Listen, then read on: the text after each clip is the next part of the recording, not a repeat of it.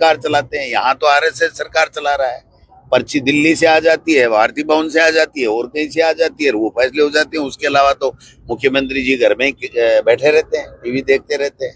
तो एक मुख्यमंत्री बहुत गुस्से में है और ये कह रहे हैं कि हम सरदार पटेल की धरती पे आ गए तो क्या हम एकता अखंडता। अरे भाई, सरदार पटेल ने तुम्हारे आरएसएस जो तुम्हारा पैतृक जो चीज है जहां से उत्पत्ति हुई है आपकी राजनीति में, उसके ऊपर तो बैन लगाया था।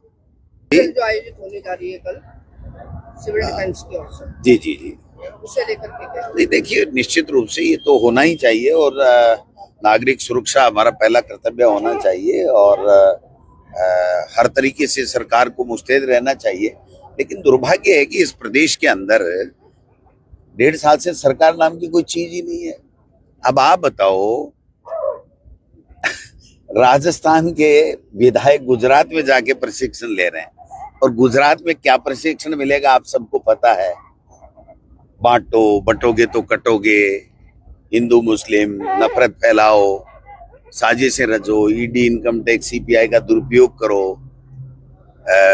डमी लोग पेपेट लोग सरकारों में बैठाओ, तानाशाही, हिटलरशाही, डेमोक्रेसी नाम की कोई चीज नहीं है। तो मैं समझता हूँ क्या ये प्रशिक्षण लेने के लिए राजस्थान के लोगों को वहां जाना चाहिए। और अभी हमारे पूर्व मुख्यमंत्री जी ने जब सवाल उठाया तो मुख्यमंत्री जी ने गुस्से में आकर के, पहली बार मैंने उनका गुस्सा देखा, वह तो नकली गुस्सा कई बार देखा, लेकिन कल ऐसे लग रहा था जैसे वो बहुत गुस्से में है और ये कह रहे हैं कि हम सरदार पटेल की धरती पे आ गए तो क्या हम एकता अखंडता। अरे भाई, सरदार पटेल ने तुम्हारे आरएसएस जो तुम्हारा पैतृक जो चीज है जहां से उत्पत्ति हुई है आपकी राजनीति में, उसके ऊपर तो बैन लगाया था। तो सरदार पटेल की धरती पे जाकर के जो निर्वाचित नहीं होते हैं और फिर भी आरएसएस के लोग सत्ता पे काबिज रहते हैं, क्या इस नीति को छोड़ोगे? वहां वो तो और ज्यादा मजबूत होगी।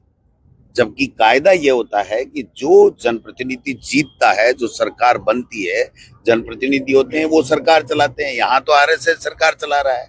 पर्ची दिल्ली से आ जाती है, भारतीय भवन से आ जाती है और कहीं से आ जाती है, वो फैसले हो जाते हैं। उसके अलावा तो मुख्यमंत्री जी घर में बैठे रहते हैं, टीवी देखते रहते हैं। तो एक मुख्यमंत्री को इतनी फुर्सत मिल गई क्या कि महीने में 5 दिन देवदर्शन यात्रा पे जाए और बिजली, पानी, सड़क, चिकित्सा इसकी कोई बात नहीं करे, लॉ एंड ऑर्डर की कोई बात नहीं करे। आज माता बहनों के साथ में किस प्रकार से बलात्कार हो रहे हैं, गर्मियों पे पीने का पानी नहीं है, लॉ एंड ऑर्डर बिगड़ा हुआ है। ये सारी चीजें एक मुख्यमंत्री को देखना चाहिए। मंत्री तो बिल्कुल ही डमी हो गए, उनको तो पता ही नहीं है हमारे अधिकार क्या है और हमको क्या करना चाहिए।